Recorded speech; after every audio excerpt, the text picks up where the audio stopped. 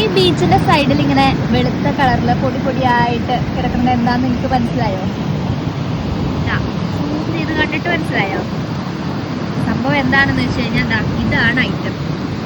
ഇത് നമ്മുടെ കേരള തീരത്ത് ഒരു കപ്പൽ പറഞ്ഞിട്ട് അതിന്റെ കണ്ടെയ്നറിൽ ഒരുപാട് ഐറ്റംസ് പല പല തീരങ്ങളിലായിട്ട് അടിഞ്ഞിട്ടുണ്ടല്ലോ. ആ അടിഞ്ഞിരിക്കുന്ന സാധനത്തിന്റെ ഒരു ഒരു ഒരു സംഭവം നമ്മുടെ കോവളം ബീച്ചിൽ വന്ന് അടിഞ്ഞിട്ടുണ്ട്. ഇന്ന് രാവിലെ ഇതിങ്ങനെ വന്ന് ഇവിടെ ഫുൾ വൈറ്റ് കളറായിരുന്നു എന്നാ പറയണേ. ഇപ്പൊ അത് കുറെയൊക്കെ കടലമ്മ തിരിച്ചു കൊണ്ടുപോയി ബാക്കി ഈ ക്രിസ്റ്റൽ പോലുള്ള ഈ സാധനം ഇങ്ങനെ നിറഞ്ഞു കിടക്കുകയാണ്. ഇത് സംഭവം പ്ലാസ്റ്റിക് ആണ്.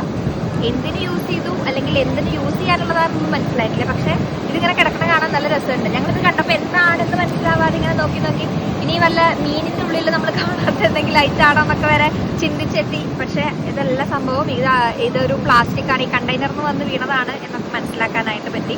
എന്തായാലും ഈ കണ്ടെയ്നർ മറിഞ്ഞതിന്റെ ഭാഗമായിട്ട് നമ്മളിങ്ങനെ കുറെ കടലിലേക്ക് നമ്മൾ ഇറങ്ങുമ്പോൾ സൂക്ഷിക്കണം എന്നുള്ളത് കൊണ്ടൊക്കെ തന്നെ ആരെയും കടലിലേക്ക് അടുപ്പിക്കുന്നില്ല. ഇവിടെ കയർ കെട്ടിയിട്ടുണ്ട്. ഫുൾ നമ്മൾ അങ്ങോട്ട് കടക്കാതിരിക്കാനായിട്ട് കയർ കെട്ടിയിട്ടുണ്ട്.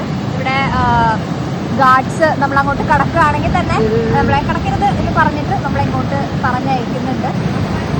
അത് മാത്രമല്ല കടലും കുറച്ചിരി റഫ് ആൻഡ് ടഫാണെന്ന് തോന്നുന്നു. തിരമാലകളൊക്കെ ഭയങ്കര ഹൈറ്റിലൊക്കെ വരുന്നുണ്ട്. നമുക്കറിയാലോ പലയിടത്തും മഴയും ഒക്കെ ആയിട്ട് ഇങ്ങനെ മാറി മാറി നിൽക്കുകയാണ്. ഇവിടെ ഇപ്പം മഴയില്ലെങ്കിൽ പോലും തിരമാലകൾ നല്ല റഫായിട്ടാണ് വന്നുകൊണ്ടിരിക്കുന്നത്. അപ്പം അതുകൊണ്ട് പിന്നെതാ ഇങ്ങനെ ആ ഒരു കണ്ടെയ്നർ പ്രശ്നം ഉണ്ടല്ലോ.